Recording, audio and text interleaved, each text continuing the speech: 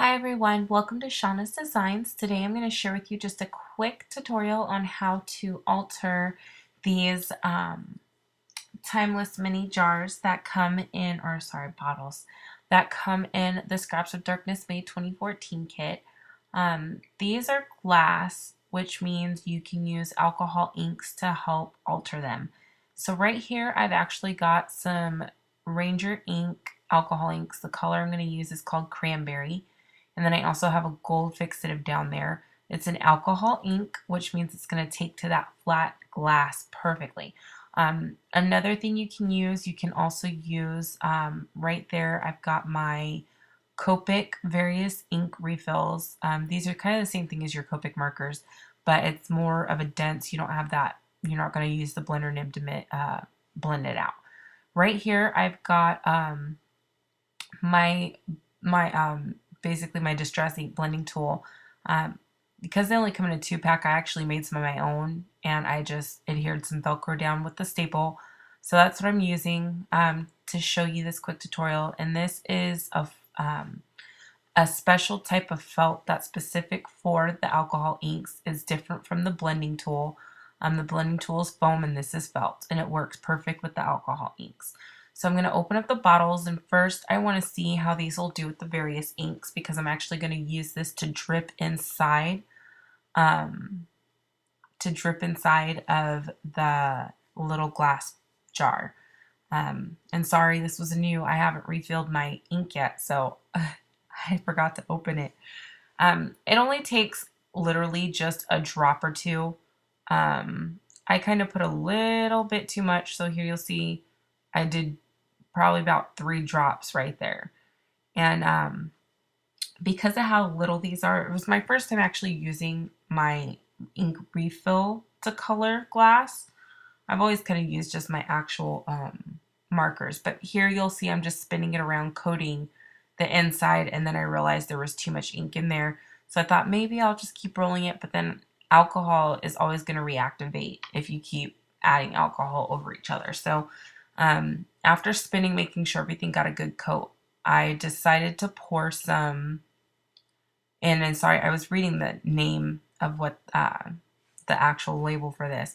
So here, the top is a little bit tacky. You can see that some of that ink is still coming off, but it's sticky, which means it's starting to dry. So before it got too dry, I'm going to actually put whatever else is left. So you'll see I'm kind of tapping it in because I really did use too much. It doesn't take a lot.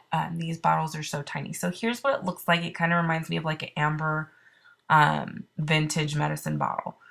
So for this one, I'm just going to kind of spin it around. I'm still trying to tap off whatever ink is in there just in case. This will definitely give it just a lighter, slight tint, whereas this bottle is going to be dark, dark ember. Another way to alter these is to use that alcohol ink.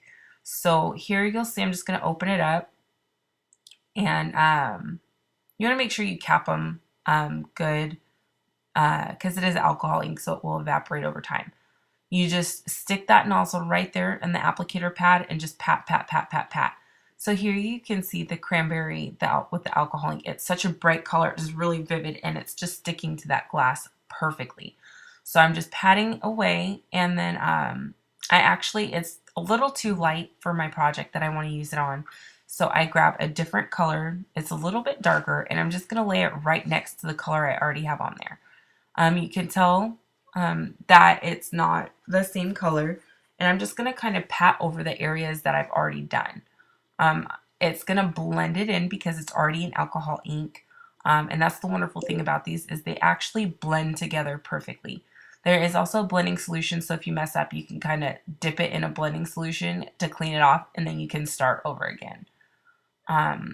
So here it's just lots of patting. Your fingers will get messy, so I'm sorry if you don't like inky fingers, but here's what it looks like. Like I said, some of that darker layer blended over on top of that lighter layer, and it just looks gorgeous. Another thing you can do, it's called a fixative, or mixative, sorry, not a fixative, it's a mixative. And they have like a gold, they have a pearlish color, and then a silver. So here I'm going to use a gold, and I did just a little bit. You can see that shimmer in there. It's really shimmery and it's gorgeous. And it's not going to be as transparent as the cranberry color. So here I'm just patting it along, and I actually need to add just a little bit more because it's not coating the way I wanted to. I wanted a good, nice, thick coat. And the padding adds so much texture. I just absolutely love it. So here you can see it's really covered thick. You can't really see inside of it like you can the cranberry color. And because I want to make it look really antique, I'm going to take that alcohol over it and I'm just going to kind of pat it and pat it and pat it. So because it's two alcohols mixing together, you can see some of that cranberry came off, but that gold is going to blend with the cranberry color and it's going to leave it looking slightly transparent still, but not as transparent as it was. And I just kind of love how vintage this look is. There's lots of other things that you can do. Like I said, you can use the Copic markers, you can use the alcohol inks. Those are going to stick really well. If you want, you could gesso them and paint them another color. Just tons of different things that you can do. So I'm having problems keeping them in my hands because they're so little. So here's what it looks like finished after I added just a gold coating over that color. You could tell it washed some of that cranberry away, but it blended it out. And I love the way this looks. So if you ever want to alter these, you can just kind of have fun, play with it. If you mess up, use some rubbing alcohol to clean it off and start over again.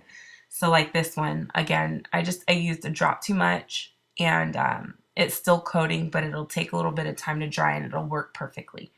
Another way to alter these, if you don't have an alcohol ink to use, you can fill them with some glitter. You can use some beach sand. You can use crushed seashells. Sorry.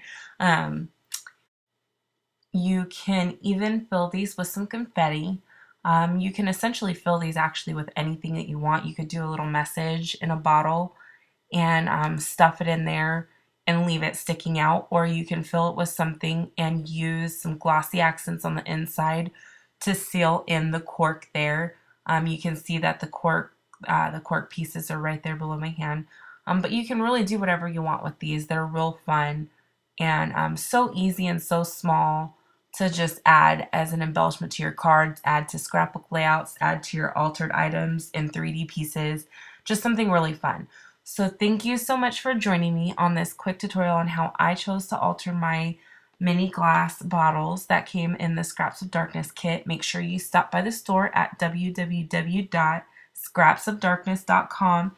Make sure you subscribe for your kit so you don't miss out on all the awesomeness that's going on.